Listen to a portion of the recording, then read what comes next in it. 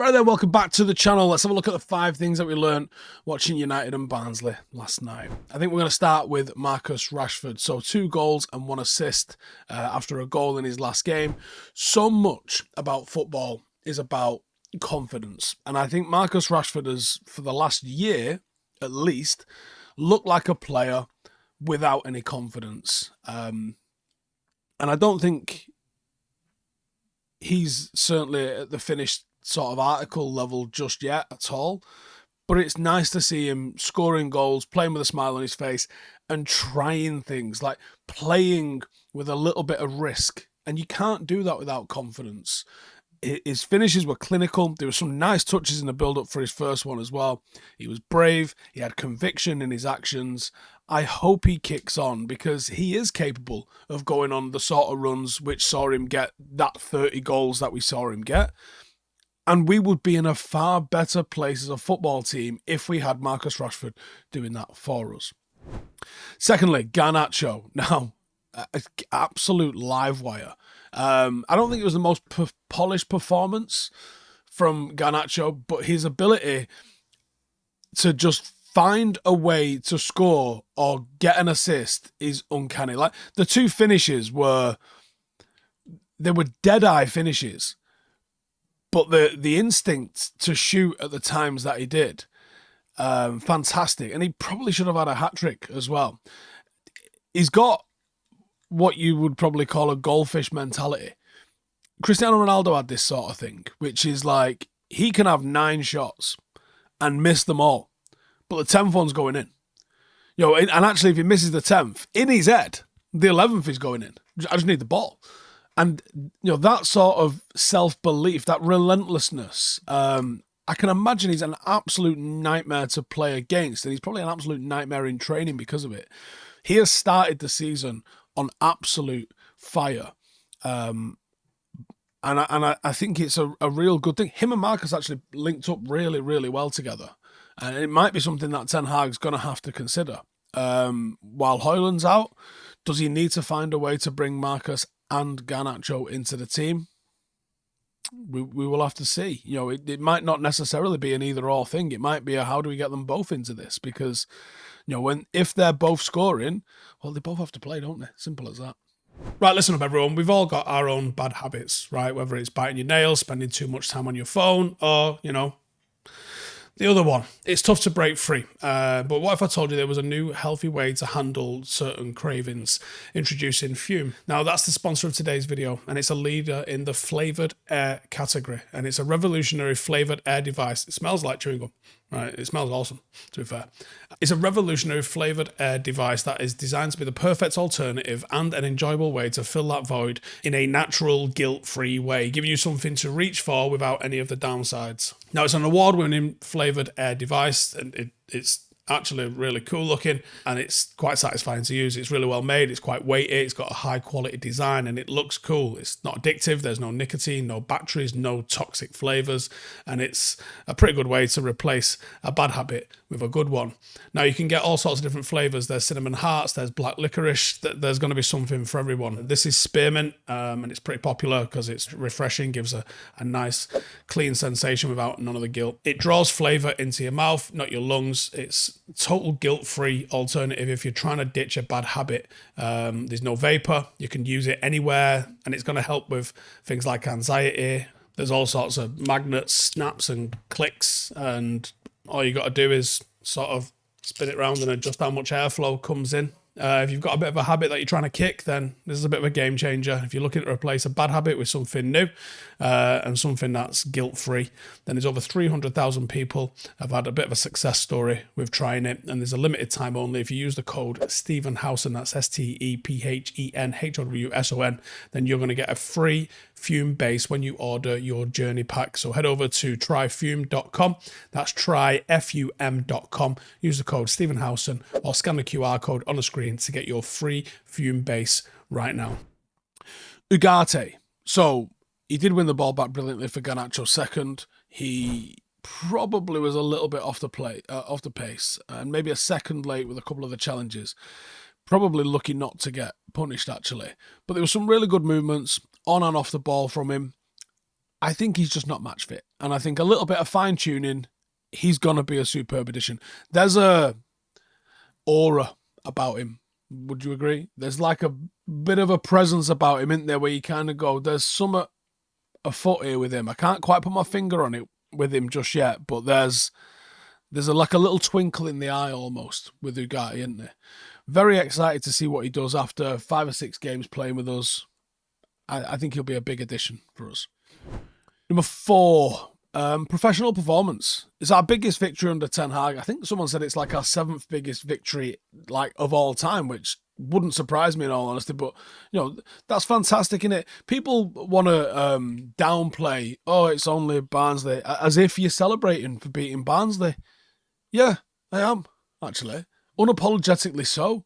United have had a hard time. We keep getting told that we're shit. So why wouldn't we celebrate the wins? Oh, the standards have slipped. The standards have slipped. Right? But at the end of the day, you win by a 7-goal margin. I don't care who you're playing. You celebrate that. Dispatching and controlling lesser teams like we should is what you're supposed to do. We suffocated them. We gave them absolutely... They came away without a single shot on target. Do you know what I mean? We fully committed to the clean sheet. We fully committed to not stopping scoring goals when it got to 3 or 4. We just carried on playing our game. It was a very enjoyable watch.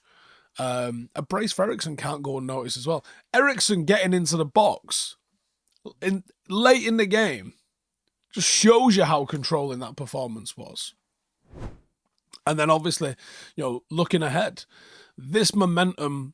And actually even beating Barnsley, it means nothing if you can't build on that.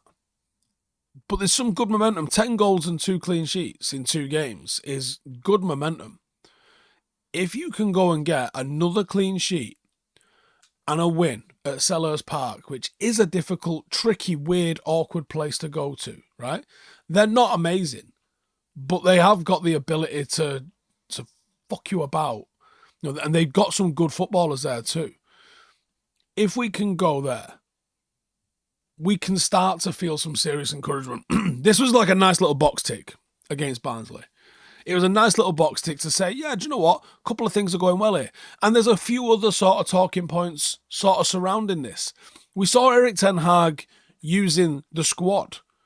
Erik Ten Hag has not used the squad. He kind of got a little bit of stick for going too strong too early in some of the cup competitions. So he's learning. Or he kind of always wanted to do this, but maybe didn't have the depth of squad to do this. Either way, we are seeing Erik Ten Hag utilise the squad. Now, you don't necessarily get the benefit of that on Saturday morning, but we might get the benefit of that come March and April when the rubber starts to meet the road and we need to be looking at Champions League qualification. If United can pick up another trophy this season, the League Cup's probably the one that you would think that we can get, right? You would hope to get the FA Cup, you would hope to get the Europa, but you think the League Cup, it's a very straightforward cup to kind of win, isn't it? And it's dealt with nice and early. We could do kind of what we did in his first season, where we put this in the bank, nice one, and then go and finish inside the top 4. If Erik Ten Hag did that this season, he would cement himself a new deal with an extension and a big backing in the summer. Because he'll have come in, and for all of the records that were broken, and for all of what the goal difference currently stands at over the last 30, 40 games, or all them nonsense, fucking meaningless stats that people like to throw about, the facts of the matter would be Erik Ten Hag oversaw a team that needed open heart surgery, according to Ralph Rangnick and every United fan that's ever watched a football match. Taken them to multiple finals, come away with 3 trophies, at least, and got us back into Champions League contention. How could you say that he doesn't deserve to stick around? When you start looking at who's actually won stuff in English football, and I'm still seeing people saying Ange Postecoglou should get the United job. You're not looking at the stats for Spurs if that's what the case is. If you're saying statistically Ten Hag's absolutely shit the bed and he should go, but we should get Anjin, you're not living in reality. Or you're certainly not measuring people by the same metrics, which is unfair. If he manages to achieve that, which I think is within this team's grasp, like I can't sit here and say to you, we should probably be putting pressure on City and Arsenal. Not yet. Not yet. Top 4 on a trophy this season would be progress. Standards are in the toilet. Yeah, the team's in the fucking toilet.